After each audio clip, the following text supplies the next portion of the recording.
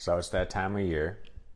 Well, I guess it can be any time of year, but it's that time of year when people start setting goals.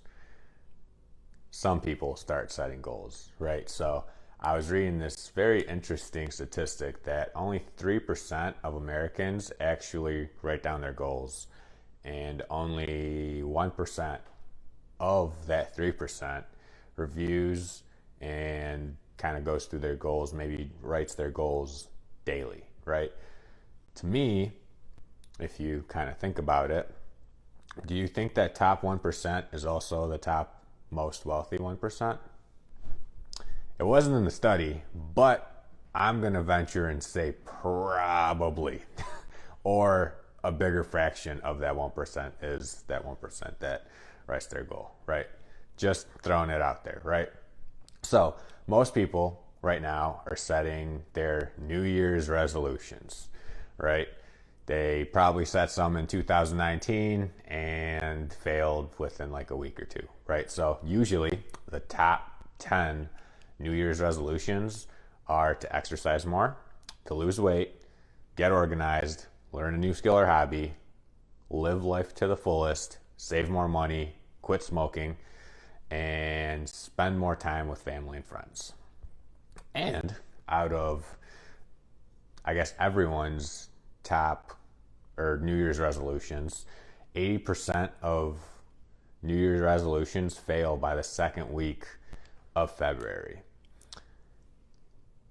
And I think that number is highly inflated because if you go to the gym regularly, like I do, you will notice that the first week or two after New Year's, not January 1st, January 2nd, sometimes 3rd, the gym is popping, right? It's packed. And within a few weeks, you get usually the really hardcore people, they gone. And within 2 more weeks of that, the rest, they gone too. And then it's back to the same old crowd that you see into the gym every single day, if you go every single day, or whatever, right? Throughout the year, consistently, is what I mean to say. So why does that happen? With really anything, not even just going to the gym. And I think it's because people set huge goals. They're like, oh, I want to lose like 10 pounds by summertime, so I'm going to work out every single day. Well, what happens is they set these huge goals and they go after them when they've never really done anything like that ever in their lives, where they can stay committed to something for that long a period of time. And what ends up happening is they go to the gym for, I don't know, 3 to 5 days. They get sore and they're like, I'm sore. I'll keep it, I'll go in like tomorrow. And then tomorrow comes, they're like, I'm still sore.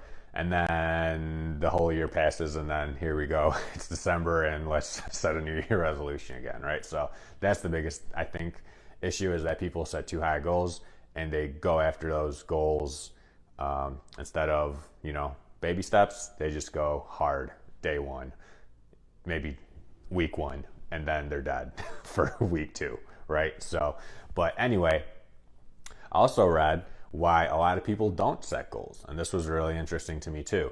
And the first is they're not serious. What do you mean by not serious? Like they don't really want to achieve something extraordinary. They don't want to do anything. They just want to go their life, live paycheck to paycheck, and I don't know, die. So they're not serious. I think that's what that one meant. And I think the second one was they don't understand the importance of setting goals, right? The third is they don't know how to set goals. And then the fourth and the fifth, I think, are probably the most important. And 4 is the fear of rejection, and 5 is the fear of failure, right? So those are super important because, for example, I never quit my job. I should have quit my job. I should have quit engineering like a month after I started, but I didn't because you have that fear of failure, that fear of rejection. Everyone tells you that you're doing the right thing, but you still have that internal voice that tells you that you should keep doing it because it's the right thing, right? So anyway, it took me a while to get past that, but here we are. So a lot of people set SMART goals. And if you don't familiar with what SMART goals is, just type in SMART goals into Google, but I'll tell you what they are. So SMART is like an acronym of every letter stands for something. Is that an acronym? Whatever. S is specific, right? So goals have to be specific. So if you want a new car, don't just say, I don't know, I want a black car. Cool. You got to be specific. Like, I want a 2020 black E63 AMG Mercedes with a black interior, and the license plate should be this, right? It should be specific. Super, super specific. The more specific, the better. And if you go touch it and visualize it, that's like next level shit. So you can cover that once you set some goals. Measurable, right?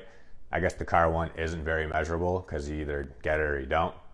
But you got to have something measurable, right? So for you to get a car or whatever your goal is, right, you have to be able to measure it in some way to see that you're making progress. And so you can look at it, I don't know, every month or every quarter to see if you're getting closer to your goal or not. Third is attainable. That one is like, don't set a goal to, like, I don't know, ride a spaceship to the moon or some shit like that. That doesn't make sense. Anything outside of that, I think, is pretty attainable. So that one's kind of like, right? You got to set high goals, I think. Relevant, we're not going to go over that one. And then time-based, so have some sort of timeline.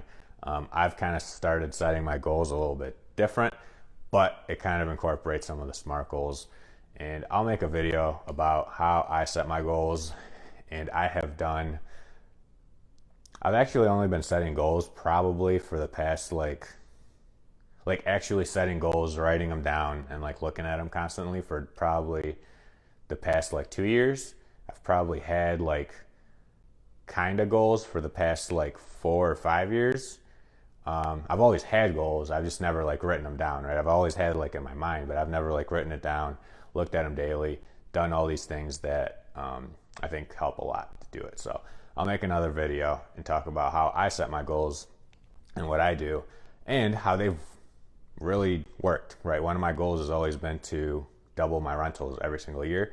This year, I like way exceeded it. I like almost tripled it, which is awesome, right? So if I almost triple my rentals for 10 years in a row for the next 10 years, then life's going to be great, right? So anywho, I hope this video helped. And if you don't set goals, you should look into setting goals because it's very, very important. No matter what your goals are, right? Maybe it's to get a new job or to do whatever your new goals are, you should set them, review them, and actually make a plan to achieve them, because if you don't, you're probably not going to achieve them. So anyway, hope this video helped, and look out for the next one where I share how I write my goals. And also, in the comments below, drop down how you set your goals. Do you write SMART goals? Lucy wants to tell us how she sets her goals. How do you set your goals, Lucy? Yeah, just like that. That's how Lucy sets her goals. So one bark at a time. Hey. So drop a comment below. Let me know how you write your goals and what's helped you kind of keep your goals and attain your goals. So see you on the next one.